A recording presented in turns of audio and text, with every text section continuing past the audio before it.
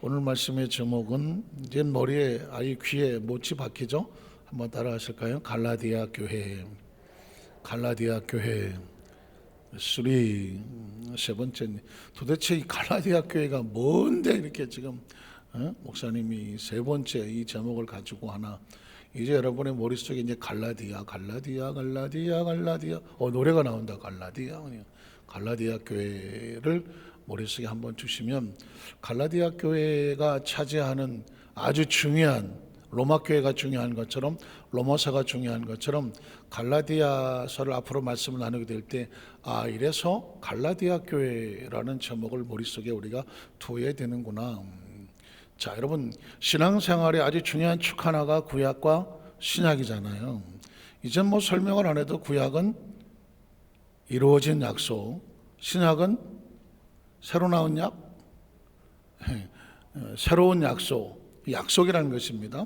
그러니까 우리는 하나님의 약속을 믿는 약속의 자녀고, 성경은 뭐더라? 하나님의 약속이더라, 언약이더라. 그러니까 성경 속에 가장 중요한 하나님의 말씀의 주제는 언약이고, 그렇죠? 하나님은 어떤 분이신가? 언약하신 하나님이고 약속하신 하나님이고, 우린 무엇을 믿는가? 그냥 머리가 이래갖고 산신령 같이 뿅 하고는 무슨 이런 어떤 걸 믿는 게 아니라 거대한 불상 같이 상을 차려놓고 놀래갖고 그냥 그게 무서워서 믿는 게 아니라, 하나님과 우리 사이는 보이지 않는 하나님, 4차원의 영이신 하나님이 보이는 육체를 가지고 우리와 도대체 어떻게 하면, 어디 가서 제사 드려라, 어디 찾아가서 거기 용하다, 거기 가서 엎드려서 2,000번 3,000번 꼬꾸라져라, 이게 하나님이 아니거든요. 하나님은 시간과 공간을 초월하시고 영이시고, 우리는 시간과 공간의 제한을 받는 제한적인 존재인데, 하나님과 우리 사이에 보이지 않지만 영원히 지속할 수 있는 뭐가 필요하냐면 언약이라는 게 필요한 거거든요. 그러니까 크리스천들의 의식 속에, 사고 속에 우리는 철저하게 이 약속을 부여잡고 간다. 그러다가 보니까 구약은 이루어진 약속이더라, 신약은 새로운 약속이더라. 도대체 뭘 약속하셨길래 구약은 이루어졌나? 아시는 것처럼 무엇을 중심으로 구약, 무엇을 중심으로 신약합니까? 예수 그리스도죠. 책 두께로 빡 잘라갖고 여기는 구약, 여기는 신약이 아니라, 이 성경 전서라고 말하지만 구약과 신약인데, 구약은 이루어진 약속, 신약은 새로운 약속인데 도대체 뭐가 이루어졌다는 것인가? 그래서 성경은 예수 그리스도를 중심으로 예수님 이전을 구약이라고 말하고 예수님 이후를 신약시대라고 말한다. 왜 그랬을까? 구약 성경은 하나님께서 무엇을 약속하셨나? 너희가 지금 죄로 인하여 저주로, 절망과 좌절로 이 세상에 빛이 없지만 내가 말세에 한 메시아를 너희에게 보내리니, 기름 부은 자를 보내리니, 한 목자가 나타나리니 그가 만민을 구원하리라. 누구든지 주의를 부르는 자는 구원을 얻으리로다. 이게 구약시대의 성도들이, 신자들이 그 약속을 기대하며 살았고, 그 약속은 언제 이루어졌느냐? 예수님께서 이 땅에 탄생, 이제 크리스마스가 다가오지 않습니까? 크리스마스는 성탄절, 거룩함이 이 땅에 오신 것이죠. 그래서 우리는 성육신한다고 하죠. 거룩함이 육신을 가지고 이 땅에 오셨다. 하나님이 육신을 입고 이 땅에 오셨다. 하나님이 세상을 이처럼 사랑하셔서 독생자를, 그러니까 이 하나님이라는 인식을 우리 속에 주려니까 이 세상에 독생자를 우리에게 보내주셨다.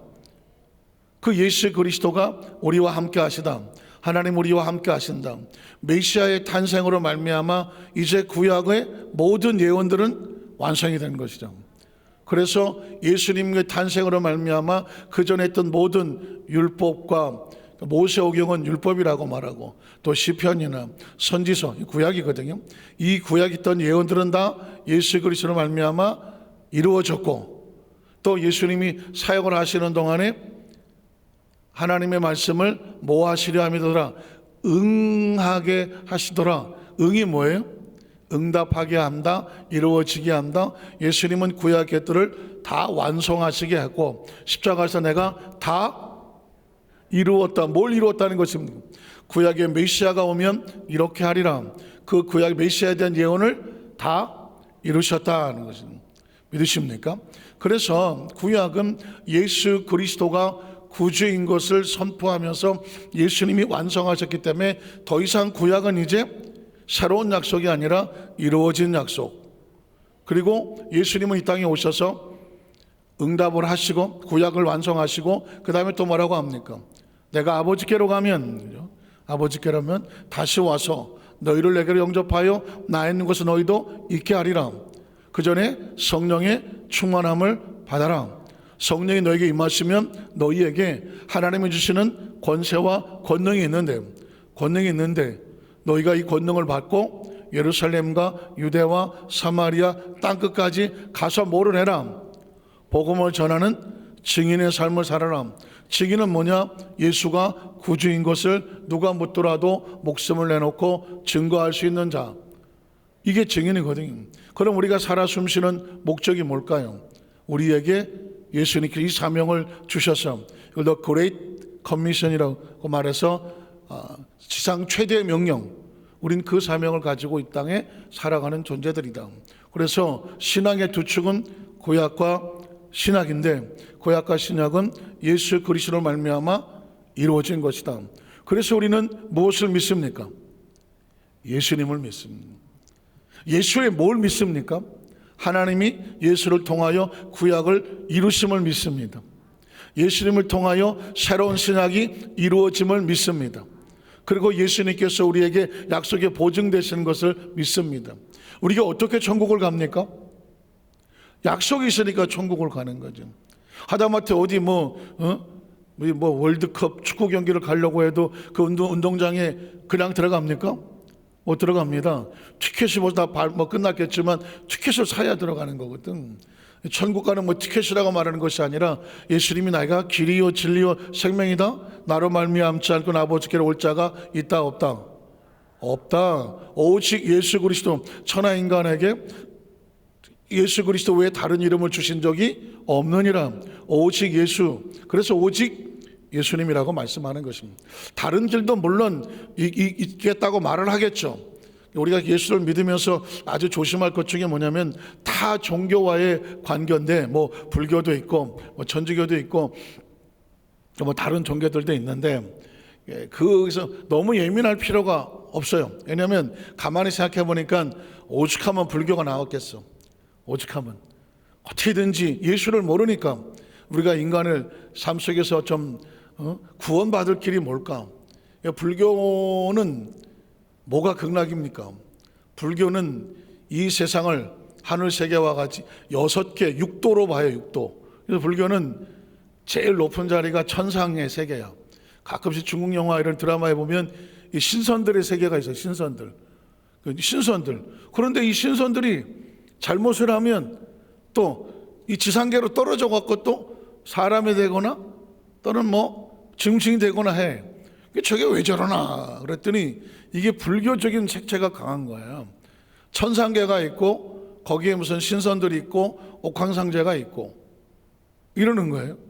그 다음에 그 밑에가 아수라 백작 들어봤습니까? 아유 이 세상이 아수라판이네. 아수라란 뭐냐면 자기 자아를 버리지 아니하고 똑똑하기는 한데 자아가지 똘똘 뭉쳐갖고 교만하게 짝이 없는 이런 존재들이 가는 데가 아수라 세계인 거예요. 그리고 아수라 세계의 다음이 뭐냐? 인간계야. 인간계. 그러니까 이 땅에 인간들이 살아가는 세상을 인간계라고 말하는 거예요. 인간계 바로 밑에가 아귀계가 있어요. 아귀 그러니까 뭐가 생각납니까? 아구찜? 아귀가 있는 아귀 생각이 있는. 근데 아귀는 뭐냐면 뭘 아귀라고 그러죠?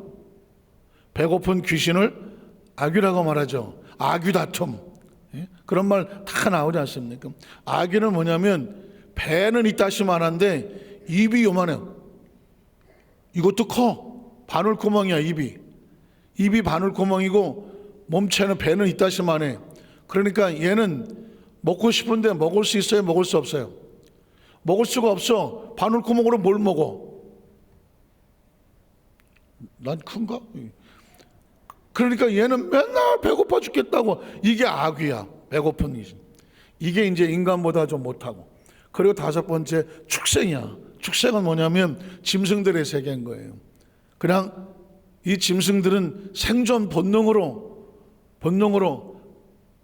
자기가 왜 사는지도 모르고 그 자기 자아에 대한 정체성이 없고, 그리고 그냥 자기 주어진 환경을 떠나면 죽고, 물고기는 물을 떠나면 죽고, 북극곰은 북극을 떠나면, 얼음을 떠나면 죽고, 뭐 이런, 그러고 사는 게 축생이에요. 그리고 마지막 여섯 번째가 뭐냐? 지옥이야. 지옥이야. 뭐 말할 것도 없지. 그러니까 불교에서는 여섯 가지 세계를 육도라고 말하는데, 이 사람이 자기가 착한 일을 많이 해서 자비를 많이 베풀고 하다가 하늘의 천상계로 올라가 신선이 됐다가 거기서 까불다가 또 떨어져. 뭐 그러면 또 이제 거기 뭐 축생이 되기도 하고 아기도 되기도 하고 뭐 지옥에 떨어지기도 하고, 이걸 뺑뺑 도는 걸 뭐라 그래요? 윤회라고 그래. 윤회. 뺑뺑 도는 걸 윤회라고 그래. 그래서 불교가 다음 세계는 좋은 데서 태어나라 그래요. 이 얘기 뭐냐면 불교의 윤회적인 사상을 가지고 있는 거예요. 그러니까 좋은 데로 가세요. 그러니까 좋은 데가 뭐야? 이 인간계를 떠나서 아수라 내지는 천상계로 가라는 것입니다. 다음 세계는 신선으로 태어나세요. 그런데 뭐 신선으로 태어나 끝난 게 아니야. 여기서 또 하다가 떨어지면 뭐가 된다? 뭐 악귀가 되기도 하고 지옥에 떨어지기도 하는 거거든요. 이게 무서워서 이 불교에서 말하는 고해란 뭐냐? 이놈의 이 윤회에서 빠져나올 수가 없다는 거예요. 내가 지금은 신선이지만 내가 이러다가 또 어디 가서 뚝 떨어져서 무슨 뭐 돼지로 태어나나, 이게 매일 고민이야. 이게 고민이야. 지금 내가 돼지인데 이 돼지에서 어떻게 벗어나나, 이게 고민이야. 그러니까 인간의 세계는 인간은 이 육도를 벗어날 수가 없어 갖고 매일 고민이 가득 차 있다. 그래서 인생을 뭐라 그래요? 고해와 같다. 또 여기서 또 어찌합니까? 이게 또 임재범 생각하시고 이러면 또 음악이 뛰어나신 분인데, 그 고해가 아니라 고통의 바다. 그래서 고해라고 말하는 겁니다. 제가 여러분에게 불교를 이렇게 조금 정리해 드린 이유는 뭐냐면, 이 사람들은 이래서 이걸 믿는구나. 기독교는 뭐가 다른가.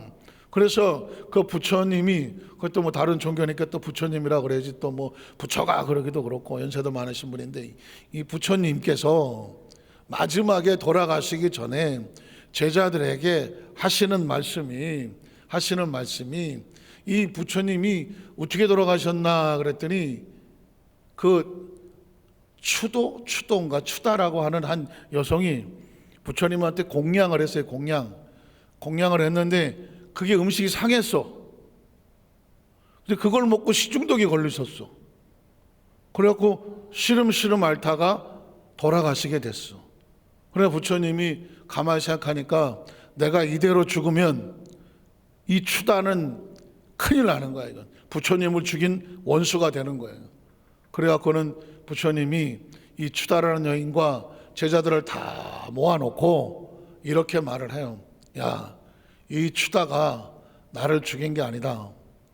추다가 준 음식을 먹고 나는 이 고통스러운 윤회의 세계를 벗어나서 어디로 가느냐? 열반의 세계로 간다. 그 불교 신자들이 제일 원하는 게 뭐냐면 이 윤회를 벗어나 열반의 세계로 가는 게 부처가 된다고 말해요. 그러니까 나는 윤회를 벗어나, 이 추다 덕분에 윤회를 벗어나서 열반으로 가니, 이 추다는 나한테 나쁜 일을 한 게 아니라 나를 열반으로 가는 지극히 큰 공로를 세웠다. 그 제자들이 볼 때 저 추다 저 사람 때문에 지금 우리 부처님이 돌아가시게 생겼는데, 부처님이 마지막에 추다 때문에 나는 고해를 벗어나서 열반으로 가니 이 여인은 지탄의 대상이 아니라 나를 열반으로 보낸 큰 공적을 세운 사람이다 라고 하면서 부처님의 숨이 멎었다, 이렇게 기록을 하는 거예요. 그래서 나는 이게 이제 불교에서 말하는 자비야. 자비.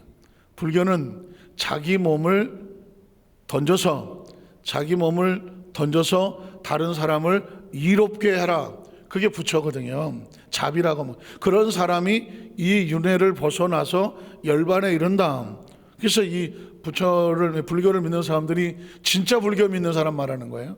이런 사람들은 어떻게든지 자기를 희생해서 다른 사람을 이롭게 하려고, 보시하려고 이렇게 애를 쓰잖아요.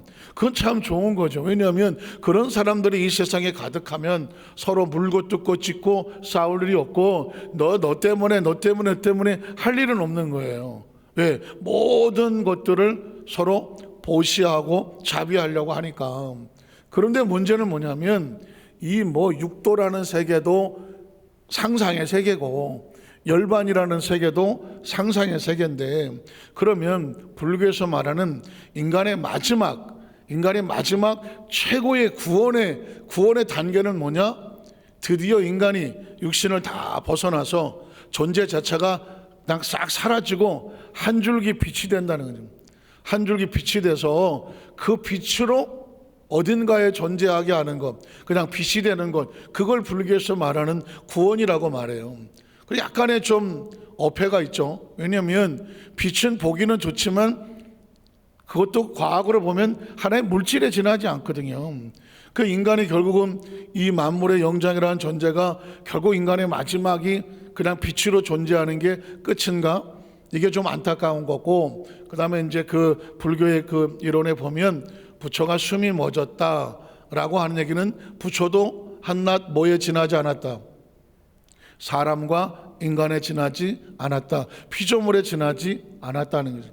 나는 이제 이 부처에 대해서 높이 평가한다면 어떻게 하면 이 중생을 제도하려고 할까라고 하는 나름의 몸부림과 깨달음이 있었지만, 그럼에도 불구하고 계시가 없으면 계시를 잘못 받은 거죠.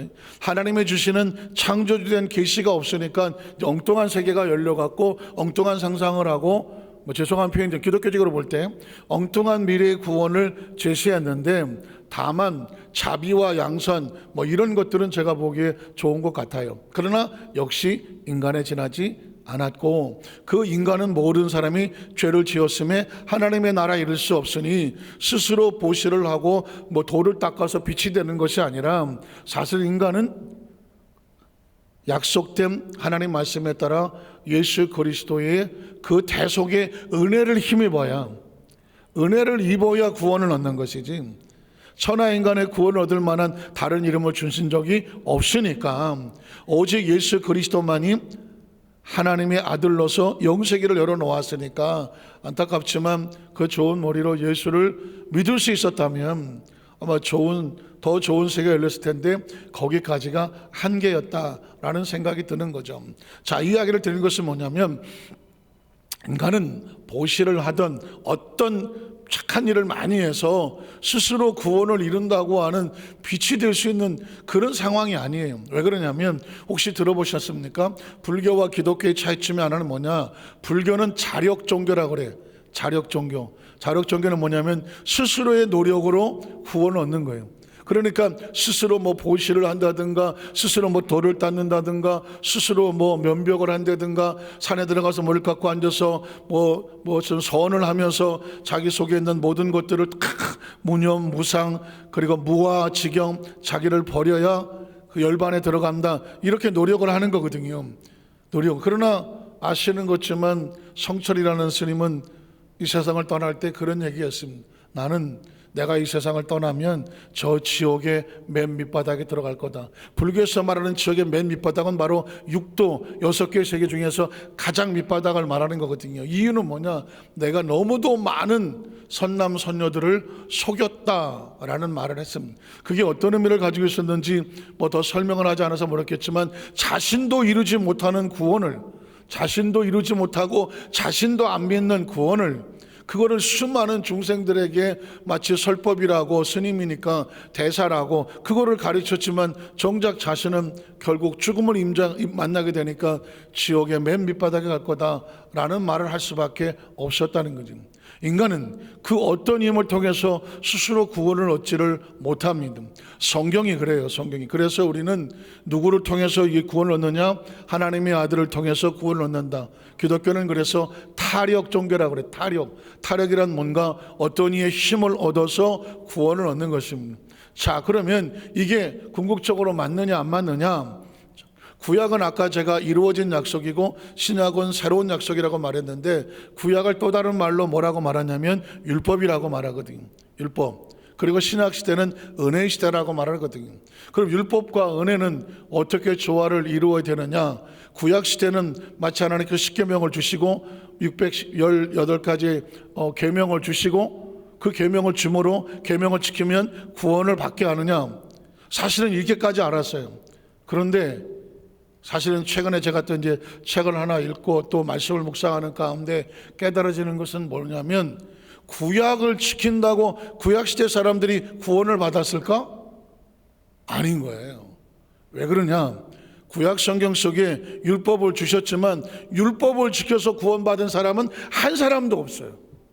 왜 한 사람도 없느냐? 보십시오. 최초의 인간 아담과 하와가 율법을 지켜서 구원을 받았습니까? 그 사람들은 법을 어겼습니다.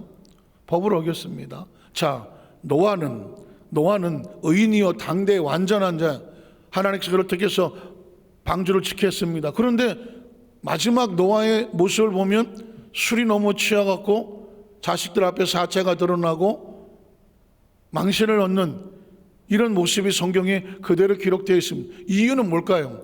천하의 노아라도 한낱 인간에 지나지 않았으며, 천하의 노아라도 그가 의인이었을 수도 있을지 모르지만 또한 그는 죄인인 거예요. 뒤집어 말하면 노아의 의가 방주를 지을 자격이 있고 노아의 의가 구원받을 자격이 있느냐? No. 인간의 의는 죄송하지만 스스로 구원 얻을 만한 자격을 얻지를 못한다. 노아 역시도 비록 그가 구원을 얻어서라는 나라를 간다면 하나님이 그에게 은혜를 베푸셨기 때문입니다. 아브라함도 믿음의 조상, 아브라함도 마찬가지입니다. 아브라함은 믿음의 조상이요 마지막에 자기 이삭을 제단에 올려놓을 정도로 그가 믿음의 어떤 모범이 되어 보이지만, 아브라함의 행동으로 율법의 계명을 지키면서 그가 의롭습니까? 그는 의롭지 않습니다. 아시는 것처럼 그의 집안은 우상을 숭배하던 그런 집안이었고, 한때는 가나안 땅에 머물라고 그랬지만 내가 보기엔 아닙니다. 애굽에 내려간 적도 있었고, 또 슬그머니 사라가 옆구리 찔러갖고 이러다가 우리 자식 못 낳겠어, 저 하갈한테 들어가 그랬더니, 아니요, 나는 기도하는 사람이요, 하나님이 주신다고 그랬으니까 기다려야지. 그래서 얼마나 좋겠어. 그랬더니 하갈에게 들어갔더니 고래. 또 하갈에게 들어가서 이스마엘에게 떡떡 하나 낳았는데, 또 하나님 앞에서 이거는 어떻게 잘 되기 바랍니다. 그러니까 아브라함은 극히 인간적인 사람이에요. 극히 인간적인 사람. 왜 성경은 그런 이야기를 적어 놓습니까? 율법으로는 노아도 구원을 받지 못하고 아브라함도 구원의 대상은 아니에요. 그 아버지의 그 자식이라고 이삭도 또 문제가 생기니까 애굽으로 내려가려고 보따리 쌌다니까요. 누가 막았습니까? 하나님이 막았거든요. 야, 너 거기 내려가지 마. 내가 네 아버지 약속했는데 이 땅에서 네가 복을 받을 거야. 그래서 이삭이 안 내려갔더라고 말씀하는 거예요. 야곱이 아브라함이 하나님, 이삭이 하나님, 야곱이 하나님이지만 야곱이 의롭습니까? 야곱은 의롭지 않습니다. 왜 성경에 그런 이야기를 정해 놓을까요? 인간은 누구를 막론하고 자신의 의로 하나님의 나라에 들어갈 수 있는 존재는 없다.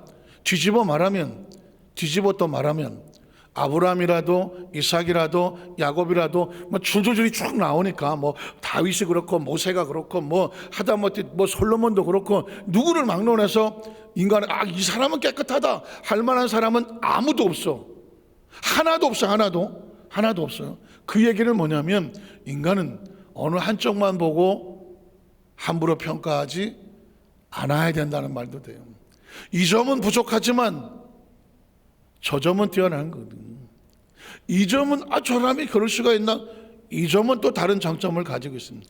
그러니까 크리스찬들은 피차 서로 바라볼 때에 저분은 이런 면에서는 좀 부족하지만 이 부분을 쓰시는구나, 무슨 말인지 아시겠습니까? 사람을 서로 바라볼 때 그래, 나하고는 안 맞지만 저 사람은 저 사람하고 잘 맞을 수도 있어. 그러니까 인간은 율법적인 기준을 가지고 누구도 평가할 수 없으며 누구도 판단할 수 없으며 그 사람은 뭐 원래 내가 결론 내릴 수는 없다. 왜냐하면 한 사람 한 사람은 하나님께서 목적과 이유와 사명을 가지고 지금까지 살아오게 만드셨고 지금도 사용하고 계시고 앞으로 어떻게 있으실지는 아무도 모른다. 누구만 알아요? 하나님만 아시는 거예요. 믿으십니까? 그러니까 여러분, 우리는 마지막까지 포기할 이유가 없어요. 나 같은 놈은 죽어야 돼. 모릅니다. 그분이 죽기 전에 무슨 짓을 하니까 좀 끔찍해 보긴 하지만 하나님이 어떻게 사용하실지는 모르는 겁니다. 여러분 그 가시면 삼손도 그 잘 나가던 사람 꼬꾸라져 갖고 눈이 뽑히고 뭐 쇠사슬에 모여서 그럴 때 진짜 죽기 전잖아요. 그런데 삼손이 그러다, 하나님 나에게 한 번만 더 힘을 주십시오. 이 다곤을 섬기는 이 블레셋의 신전을 무너뜨려야 되겠습니다. 하나님께서 그래라. 그 마지막에 다곤 신당을 무너뜨리는 그 마지막에 쓰인 게 삼손일 수도 있거든요. 누가 어떻게 쓰일지는 몰라요. 그래서 제가 율법은 누구도 구원을 하지를 못한다. 앞으로 갈라디아서를 읽다가 보면 이 부분이 중요한 게 바울이 끊임없이 말하는 거예요. 바울은 율법 학자거든요. 율법 교수도 되고 전문가도 되는 사람입니다. 그런데 바울은 철저하게 은혜를 깨닫고 나니까 그의 입에서 율법의 의가 얼마나 허망한 것이고 얼마나 아주 차원이 낮은 것이고 율법의 의를 자랑하는 사람들이 얼마나 하나님의 은혜를 모르는 것인지를 끊임없이 지적해내고 그 방면에 은혜로. 그래서 나중에 바울이 그런 말 하잖아요. 나는 죄인 중에 괴수고. 쉽지 않은 말입니다. 율법을 지키면서 그가 얼마나 계명대로 살아왔는데, 그런데 계명대로 살다 보니 크리스찬을 잡아다가 뭐 죽였는지 하여튼 감옥에 갇혔는지 이런 짓까지 하지, 율법 지키려고 그런 거거든요. 나중에 보니까 자기가 나는 죄인 중에 괴수고 예수 그리스도의 은혜를 알고 나니 내가 알고 있던 모든 것들을 다 배설물로 던져버렸다라고 진정한 가치를 은혜에서 발견하잖아요. 그래서 구약과 신약, 율법과 은혜, 이 같은 성경을 가지고 이슬람, 유대교, 기독교 세 종교가 다 똑같은 성경을 씁니다. 이슬람도 구약을 믿습니다. 그죠? 유대교도 구약을 믿습니다. 그런데 우리 기독교는 구약과 신약을 같이 믿습니다. 이게 어떻게 다른지 아십니까? 이슬람은 구약과 코란이라고 해서 구약을 믿거든요. 유대교도 구약만 믿습니다. 그러면 어떻게 될까? 그들은 구약을 믿어서 구원을 계명을 지켜보려고 노력을 하지만 이슬람이라는 뜻이 원래 원리주의자라는 뜻이거든요. 그러니까 이 구약의 성경에 있는 계명을 원리를 끝까지 지켜갖고 거기에 따른 어떤 은혜와 복을 받겠다고 그 몸부림치는 그 종교가 무슬림이고 이슬람이거든요. 그 아랍권이 다 그렇잖아요. 유대교도 마찬가지. 구약 성경을 오직 여호와 하나님 이거 하나만 가지고 몸부림을 치는데 성경은 말하기를 구약을 지켜서 구원받은 백성은 하나도 없다. 그래서 이슬람은 어떻게든지 뭐 코란이 아니면 칼로 해서 구약을 가지고 하려고 했지만 수없이 많은 테러라든가 수없이 많은 자기 원리주의자들만 오로지 이슬람 뭐 이런 걸로 중심으로 해갖고 세계에 득이 되지 않냐고 오히려 위협 집단이 되잖아요. 왜? 나는 원리를 지키는데 당신은 뭐요? 그러니까 항상 배척하게 되는 거예요. 유태인도 마찬가지입니다. 전 세계에서 돈을 많이 벌고 머리도 똑똑하고 하지만 항상 자기들만 믿는 유태인이라고 하는 자기들 중심적인 것이 쉽게 섞여들지를 않는 거거든요. 그런데 예수님은 우리에게 구약을 완성하고 신약을 주니까 신약은 뭐냐? 나의 모든 것은 하나님의 은혜입니다. 은혜를 얻게 되면 나도 은혜 받았으니 당신도 은혜 받은 사람이고 우린 다 같이 은혜 받은 사람이니 누가 누구를 향해서 돌을 던지고 누가 누구를 해서 나는 너보다 낫다, 이건 크리스찬이 아닌 거예요. 피부색이든 남녀든 나이든 무슨 뭐 키가 크든 작든 뚱뚱하든 날씬하든 인간이 기본적으로 가지고 있는 그 어떤 조건도 하나님 안에서 절대로 그것이 사람을 구분하고 그것을 넣어서 차별하는 조건이 될 수가 없는 게, 그래서 예수님이 이 땅에 오셔서 그 구약시대 율법 시대에 창녀들, 세리들, 무슨 문둥병자들, 중풍병자들, 소경, 이방인, 혈루증, 왜 예수님의 사역은 다 그런 사람이 모일까요?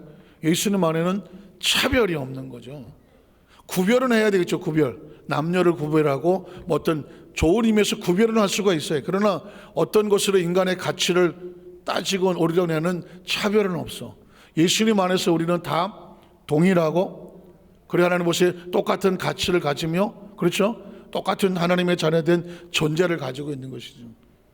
다만 요즘 그 동성애로 인하여 성차별 이런 용어를 쓰는 문제는 우리 기독교적인 관점에서 볼 때는 아주 조심스럽게 지금 하고 있죠. 혹시 월드컵 경기를 보시는 분이 계실지 모르겠지만 이 카타르 월드컵에도 이 동성애 또는 이 성차별, 성소수자 다 같은 말이거든요.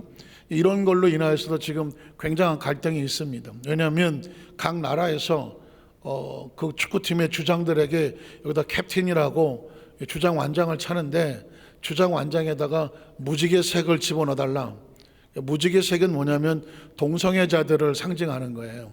아마 제가 그 직접 물어보지는 않았지만 무지개 색깔이 다양하듯이 빨주노초 파남보 7개 색깔이 다양하듯이 그 색깔이 차별이 없는 것처럼 사람은 왜 남자하고 여자만 있냐? 중간도 있다. 그러니까 왜 중간인 우리를 차별하느냐 하면서 이제 자기들도 똑같은 남성과 여성의 그런 창조의 생명을 떠나서 남자가 남자를 사랑할 권리도 있고 여자가 여자를 사랑할 권리도 있고, 또 왜 그것만 있냐? 남자하고도 관계를 하고 여자하고도 관계를 하는 이런 양성애자들도 있다. 그러니까 성에 대해서 다양한 스펙트럼이 있을 수 있으니 그거를 인정해 달라라고 하는 것입니다. 그게 이제 문제거든요. 그러면 우리는 사실은 저 같으면 무슨 내용인지는 알겠어. 무슨 내용인지는 알겠다고. 그러나 우리는 하나님을 믿잖아요. 하나님 믿잖아요. 우리가 하나님을 안 믿으면 그러거나 말거나 알아서 해, 그냥 알아서. 어떡하겠어. 자기 남자가 좋다는데, 난 여자가 좋다는데, 그걸 쫓아다니면서 막을 수도 없고. 다만 교회 입장은 어떠냐? 우리는 교회 입장이 아니죠. 성경이 그러니까 하나님이 남자와 여자를 창조하시고 둘이 한 몸이 되어 가정을 이루고 자녀를 이루며 생육하고, 우리가 하나님의 원리와 하나님의 말씀 창조의 섭리를 믿는 것이지.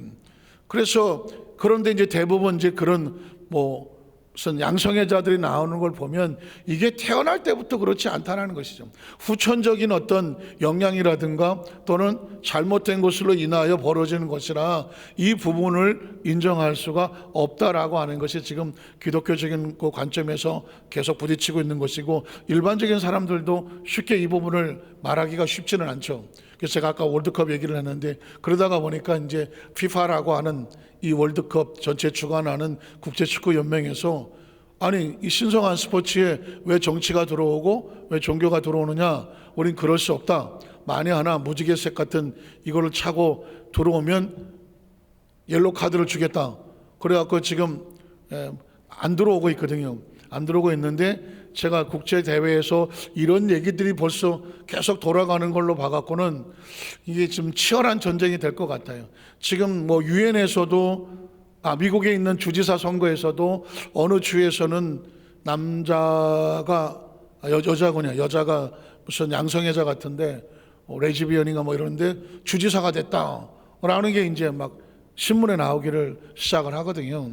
그러니까는 이제 이런 것들이 앞으로 살아가는데 결국은 소돔과 고모라가 멸망하는 것처럼 인간이 스스로 어떤 부분에 하나님의 섭리를 떠나서 곁길로 가게 되면, 차선을 넘으면 사고 나게 되어 있어요.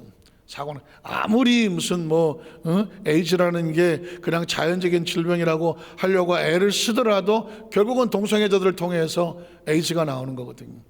그거는 그냥 공견하게 나와요. 그럼에도 불구하고 그거를 방치하고 내버려 두겠다라고 하는 건 어떻게 보면은 크나큰 범죄인데, 요즘 인권이 어쩌고 이러다가 보니까 그런 것이 뭉치되고 있으므로 사실은 기독교적인 그런 입장에서 우리가 정확한 입장을 해둘 필요가 있고요. 얘기가 나온 김에 혹시 크리스찬 가정의 자녀들 가운데 어느 날 갑자기 엄마 나는 레즈비언 같아요, 나는 게이 같아요, 그런 교회 안에서도 자녀들 가운데 그런 문제가 조금이라도 일찍 이게 보여진다고 하면 이거는 빨리 상담을 하셔야 돼요. 빨리 상담을 해갖고 정신과 이런 어떤 그 상담하는 데 가서 어려서 일찌감치 차단을 하시는 게 좋아요. 왜 그렇지 않느냐, 이게 조금 그런 것들이 느껴졌을 때 그게 아니라고 정확히 가르쳐줘야 얘가 더 이상 그쪽으로 나가지 않지, 그냥 방치해두면 얘는 그쪽으로 막 쭉 가버릴 수가 있어요. 너무 나가버리면 나중에 수습하기 어려울 상황도 있어요. 그래서 교회 안에서 잘 그런 소리 잘 안 해보고 저도 지금 처음 그런 소리를 하는데, 이제 워낙 다양한 일들이 벌어지기 때문에 그런 부분도, 특히 교회 학교 쪽이라든가 학교에서 근무하시는 분들도 그런 부분에 대한 관심을 가질 필요가 있다. 자, 이게 이제 이런 것들이 아까 구약과 신약, 율법과 은혜, 유대교, 이슬람교, 기독교, 이 상황 속에 우리의 위치가 어디 있는지를 알고, 이제 갈라디아서 제가 한번 오늘 그냥 읽어보고 마치겠습니다. 갈라디아 1장 1절 5절을 한번 볼게요. 사람들에게서 난 것도 아니요, 사람으로 말미암은 것도 아니요, 오직 예수 그리스도와 그를 죽은 자 가운데 살리신 하나님 아버지로 말미암아. 이건 뭘까요? 내가 좋은 대학을 나오고 좋은 스승을 만나고 내가 집안이 좋고 이렇게 공부하고 이런 학위를 받았고 자기를 자랑하는 것이 하나도 없잖아요. 하나도 없죠. 철저하게 이제 이 바울이 서신을 쓰면서 처음 시작할 때마다 문안 인사를 하는데, 그 문안 인사의 핵심 포인트는 뭐냐? 난 율법이 아니다, 은혜다 하는 겁니다. 그러니까 사람들도 아니고 그리스도와 하나님의 아버지로 말미암았다는 얘기 뭐예요? 은혜라는 것이죠. 사도가 된 바울은, 이 바울 사도권에 대해서는 제가 다음 시간에 또 얘기를 하겠습니다. 12사도가 있는데 바울은 자기를 자꾸 사도라고 말하거든요. 요건에 대해서는 제가 따로 말씀드리기로 하고, 함께 있는 모든 형제와 더불어 갈라디아와 여러 교회들에게 우리 하나님 아버지와 주 예수 그리스도로부터 은혜와 평강이 있기를 원하노라니. 하나님께서 이 바울을 통하여 서신을 통하고 교회 가운데 선포되는 것은 뭐냐? 처음에 축복할 때에 은혜 받은 자기로서 그 교회에도 성도들에도 은혜와 평강이 있기를 원합니다. 또 그 다음 절에 보면 그리스도께서 하나님 곧 우리 아버지의 뜻을 따라 이 악한 세대에서 우리를 건지시려고. 자, 이 얘기는 뭐냐면, 구약은 아까 말씀을 드렸죠. 메시아가 온다, 그리스도가 온다. 그러면 메시아 그리스도가 와서 마지막 시대에 너희를 건져내며 구원할 거다. 이게 구약의 예언이잖아요. 유대교는 아직도 이걸 믿고 있거든요. 이슬람교는 모하메시라고 하는 선지자가 와서 자기들을 이 그리스도 같이 믿는다 해서 지금 모하메스를 믿잖아요. 유대교는 아직 오질 않았다고 생각하거든요. 그러니까 이 사람들은 율법을 믿지 않는데, 이 바울이 여기서 그걸 끊는 거죠. 그 구약에 예언된, 아버지의 뜻에 예언된 그가 예수 그리스도이시다. 우리 죄를 대속하기 위하여 자기 몸을 주셨으니, 자, 영광이 그에게 세세토록 있을지어다. 요 한 구절 속에서 예수는 구약시대에 예언된 메시아요 그리스도임을 누가 선포합니까? 바울이 선포하고 있는 거죠. 바울이 선포. 이게 크리스찬 입장에서 볼 땐 당연한 사실 같지만 유대인들이 들었을 때는 엄청난 충격이죠. 이 갈라디아 교회에는 유대교를 믿다가 기독교인이 된 사람도 있고, 저 이방의 다른 종교를 믿다가 기독교인 된 사람도 있고, 처음 종교가 없다가 교회에 들어온 사람도 있잖아요. 그러면 예수가 누구야? 이걸 알려줘야 되지 않습니까? 예수가 누구야? 그러면 제일 힘든 대상이 뭐냐면 유대교를 믿다가 기독교 안에 들어온 사람, 아니면 유대인들을 향한 전도를 해야 되는데 예수가 누구인가 막을 때 제일 먼저 할 게 뭐예요? 유대인들은 항상 구약의 예언을 중요시 여기니까 예수가 누군가? 아버지의 뜻을 따라 구약에 예언된 그 메시아가 예수 그리스도입니다. 나는 바로 그 은혜를 입어서 예수를 전하는 사도입니다. 이게 이제 1절에서 5절에 나오는 이야기입니다. 뭐 아마 여러분 가운데 그런 얘기 들을지 모르겠어요. 왜 우리가 서양 종교인 예수를 믿어야 되느냐? 아니 동양 종교 불교도 있고 또 뭐 무슨 뭐 동학 뭐 어디 거 무슨 뭐 또 뭐 천리교 뭐 또 무슨 뭐 예상한 뭐 이런 사회 비슷한 종교들이 많이 있잖아요. 우리가 동양 종교를 믿어야지 동양인이라고 말할 때 아니 하나님이라는 거대한 이 나라에 이 무슨 동양 서양이 어디 있습니까? 인간은 존재적으로 동양이든 서양이든 인간은 다 같은 종류인데 구원은 창조로부터 오는 거 아니겠습니까? 그래서 제가 이제 우리 에도스 만삭교회 성도들에게 그냥 예수를 믿는 어떤 그 스펙트럼이 요 그냥 교회 요 안에서 벗어나서 좀 넓은 관점에서 바라보면서 우리의 위치가 지금 어디 있는지, 우리는 다른 종교들과 뭐가 다른지, 우리가 믿는 것은 어떤 원리를 가지고 있는지, 이게 확실하게 가지고 있으면 이제 불교 신자를 만나든 뭐 이슬람을 만나든 유대교인들을 만나거든. 요즘 천주교가 아주 그냥 피투성이죠. 아니 윤석열 뭐 김건희 해외 순방 나가 있는데 비나이다 뭐 떨어져라. 아이고, 제가 볼 때 이제 그분은 크리스찬은 아니죠. 성경도 모르고 하나님도 모르고 뭐 아는 게 없는 분이죠. 어떻게 이제 그건 주술이죠, 주술. 비행기 보고 떨어져라. 우리가 다 마음을 모으면 저 비행기 떨어집니다. 이건 주술로 보여요, 주술로. 그래서 안타까운 거는 뭐 신부 옷을 입었다고 다 신부가 아니고 그렇겠지만 기도한다고 다 기도가 아니니까. 그래서 오히려 막 천주교에서 댓글이 빗발치면서 그런 천주교 같은 믿지 않겠다. 그래서 지금 천주교 그 신자들이 막 두두두두두두두두 떨어져 나가는 소위 말하는 냉담은 뭐예요? 그 천주교 내가 신자긴 하지만 나는 천주교 행사 일체 참여하지 않겠다. 이게 냉담인데 냉담하겠다 하고 막 떨어져 나가. 우리가 믿었던 신부가 저런 분이냐 뭐 이렇다고 하는데, 근데 우리는 어쨌든 캐톨릭이 성경을 알고 있는 그 분들 중에 참 가슴 아프죠. 좋은 분들도 많아요. 캐톨릭에 진짜 훌륭하신 분들도 많이 있더라고요. 그런데 그렇게 하시는 분들은 천주교의 기본 원리를 무너뜨린 가슴 아픈 거라 우리도 조심해야죠. 그렇지 않은 우리는 그냥 하나님의 관점에서죠. 나와 다르다고 해서 또 종교적인 색채가 또 무슨 정치적인 색채가 다르다고 해서 우린 그렇게 하지 않잖아요. 오히려 그냥 하나님이 함께 하셔서 이 나라를 좋은 길로 인도하여 주시옵소서. 우린 그렇게 기도하지 뭐 떨어져라 이런 건 안 하는 겁니다. 오늘 다시 한번 말씀을 가슴에 잘 새기셔서 이제 이후에 갈라디아 교회의 율법과 은혜가 어떻게 펼쳐나갈지를 이제 말씀을 깨달아서 우리의 신앙이 잘 성숙해가는 우리 성도님 되시기를 주의 이름으로 축복합니다. 기도하겠습니다. 하나님 아버지 감사합니다.